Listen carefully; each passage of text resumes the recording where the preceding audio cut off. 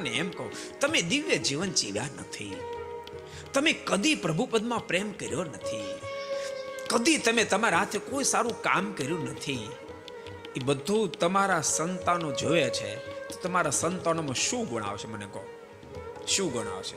નથી કદી તમને પ્રભુને પ્રાર્થના કરતા જોયા, નથી કદી માળા કરતા જોયા, નથી કોઈ સત્શાસ્ત્ર વાંચતા જોયા, નથી સંતોની પાસે બેસીને ધર્મ ચર્ચા કરતા જોયા, નથી કદી મંદિરે જાતા તમને જોયા, નથી કદી તમને ધ્યાન કરતા જોયા, નથી ક્યારેય કોઈ ગરીબની આંખનું આંસુ લૂછતા જોયા, નથી કોઈને આતડી ઠારતા જોયા, નથી તમને ગૌશાળામાં સેવા કરતા જોયા, નથી મેડિકલ કે એજ્યુકેશનમાં કોઈ મદદ કરતા તમને જોયા, નથી મંદિરમાં ક્યારે ડોનેશન આપતા જોયા.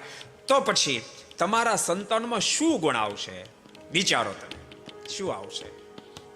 અને સંતાનોમાં ગુણ નહીં હોય, ગુણ રહિત સંતાનો એ તો કોઈ પણ ખોટે માર્ગે જશે, કોઈ પણ ખોટે માર્ગે. અને જ્યારે બેફામ બની જીવન જીવતા હશે તો પછી તમને એને જોઈ જોઈને જીવવાની મજા શું આવશે મને કહો? સમજાય? તમને શું મજા આવશે જીવન જીવવાની? તમારા સંતાનો ખોટે માર્ગે જતા હશે, રાતના 12 ઉપર 1 વાગશે, ત્યારે લડથડિયા ખાતા ખાતા ઘેરે આવશે, ઘરનો બેલ મારશે, તમે દરવાજો ખોલશો, લડથડિયું ખાતો ખાતો ઘરની અંદર એન્ટ્રી કરશે.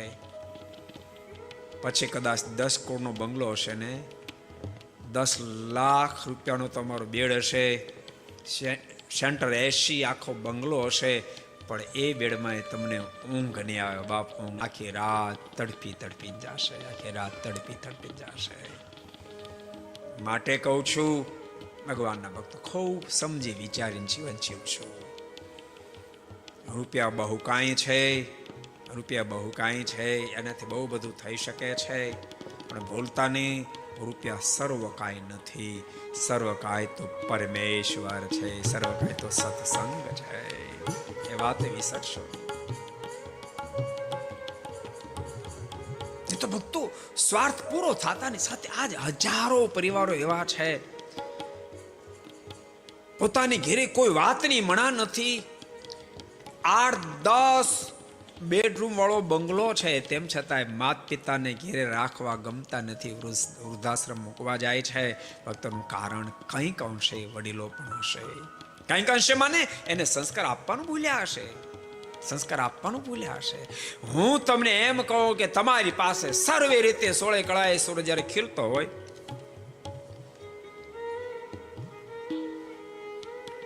સર્વે કળાએ જ્યારે સૂરજ ખીલતો હોય, તમારા હાથે જે કાર્યો થાય છે તમારા સંતાનો જોવા જોઈએ, જોવા જોઈએ. તમને ખબર, વડીલો વૃદ્ધ હોય ને એ દીકરાને મંદિર લઈ જાય, ખીચામાંથી 5 રૂપિયા કાઢીને કે બેટા ગલ્લા પેટીમાં નાખ. એ સંસ્કાર નાના નહીં સમજતા તમે. તમને વાત સામાન્ય લઈ, પણ એ સંસ્કાર સામાન્ય નહીં સમજતો, બહુ મોટા સંસ્કાર છે. એ 5 વર્ષનો હોય ત્યારથી એને ખબર પડે કે દાન અપાય. એ લાખોપતિ કરોડોપતિ થાય તે 5 રૂપિયાનું દાન કરનારો 5 લાખનું કરે ને 50 લાખનું કરે. પણ દાદા મંદિરે ગયા હોય એ કરતા જોયું તો. હું તમને એમ કહું, તમે ઘરમાં બેઠા હોય અને કોઈ બીજા નિરાધાર દિન દુખ્યો આવે અને એ તમારી પાસે પ્રાર્થના કરે, મારે એ પોઝિશન છે, અને તમે તમારા દીકરાને કહો બેટા તેજીરીમાંથી 10,000 રૂપિયા લેતા હોય તો, અને 10,000 રૂપિયા તમે નિરાધાર દિન દુખ્યો એને આપો, અને એ તમારી સામે વિચારો એમ કહેતો હોય આપે મારા પર બહુ મોટો ઉપકાર કર્યો. એ તમારા સંતાનો દીકરા કે દીકરી જોવે, ભૂલતા ને જિંદગીમાં તમારા સંતાનો બેવફા નહીં થાય, જિંદગીમાં બેવફા નહીં થાય. लागे सामान्य वस्तु पर बहुत मोटी वस्तु है.